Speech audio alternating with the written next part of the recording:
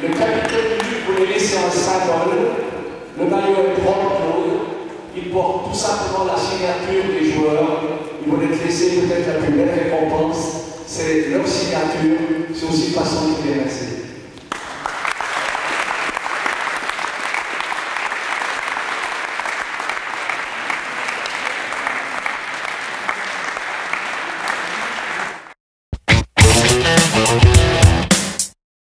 Les quelques derniers changements de règles dans la saison 2009-2010 ont été acceptés par la CEV et elles ont surtout un effet sur le deuxième arbitre.